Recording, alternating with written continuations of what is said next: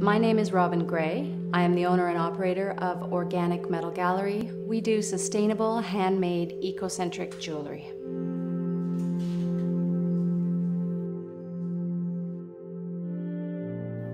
I used to do something completely different. I was a teacher, and I ended up somewhere else because I just needed to get far away from wherever I was, and I applied actually around the world to teach somewhere, and I was accepted at this little school in Japan and inadvertently was introduced to a jeweler. He started showing me how to do everything. I had absolutely no technical Japanese, so I couldn't understand him speaking, but I could see what he was doing and I would just follow along. And then I found that I ended up spending all of my time there. You couldn't peel me away. I got there in the morning, break time, I wouldn't stop. I just kept working. And finally, I realized that that was something that I really wanted to do, and I came back to Canada a little while later and then walked by an empty store with "For Rent" sign down the street from where my apartment that I was sharing with my boyfriend at the time, and he had walked by the same place, and that evening we both said to each other, "I saw a little place for rent, I saw a little place for rent," and so then he said, "Well, better try and fail than not try," and so we opened up, and from that moment, the learning actually began.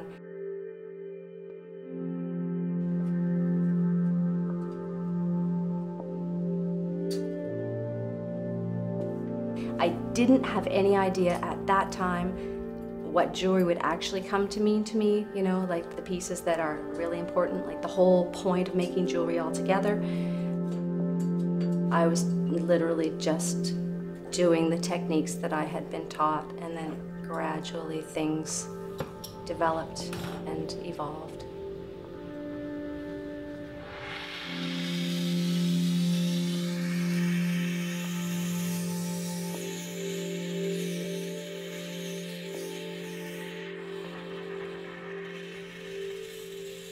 I really enjoy taking images from nature, and I like the fluidity of things as opposed to something that's very rigid. And so people come in all the time, and I hear people walk past the shop and say, "That's my favorite."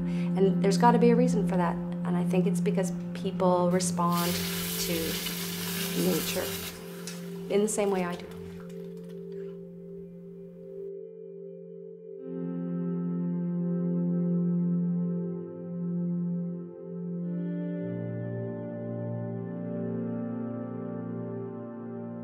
People will come in with an idea. I always take their number. I have no idea how to do that right now, but I'll sleep on it. And tomorrow morning, I guarantee you, I will find some way to do the thing that I have no idea how to do right now.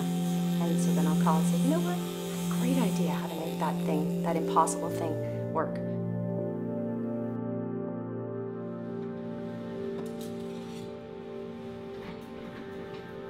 I think passion for the work is important. You can be able to reproduce anything out there and not be what I would consider a great craftsperson. I like to see flaws in things, and I like to see imperfections.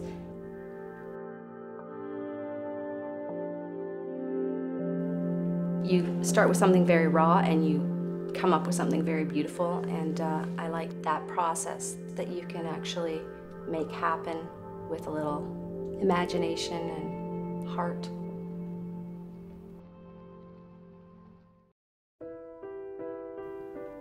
There are a lot of things that I do that don't reveal themselves when you present something. So to show people that piece before it's perfect is actually scary, I think, for a lot of people.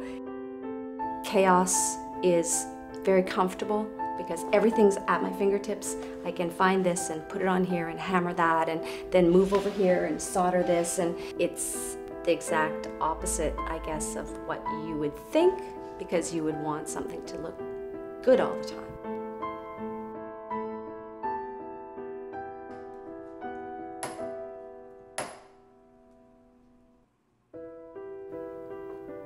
When I make something, I really want to see on someone's face that they're going to take it home and wear it forever. It means something to them.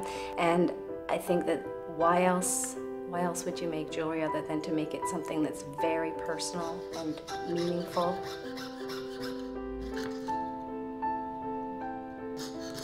Emotionally, I have fear about not producing something that I think someone will love.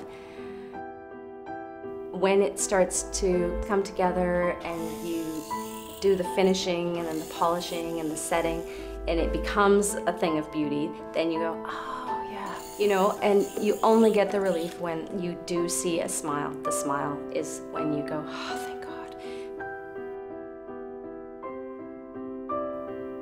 I don't think you ever do know where your life is going to take you.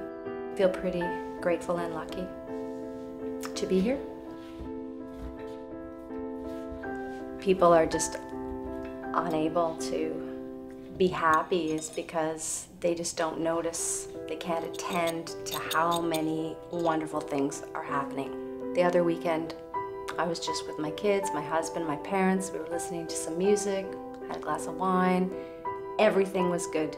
I was the luckiest person on the planet, but I've been in that same situation maybe 100 times in the last 8 years, and I have not noticed it once. I kick myself to think, how did I not notice that everything in my life is perfect all of this time? And I think that I'm not alone in having a great, great life. I honestly believe that there are people who are coming to talk to me now that first heard my name or walked by the store 10 years ago and they just didn't have any opportunity to come. But now, if I wasn't here 10 years, I would never meet them.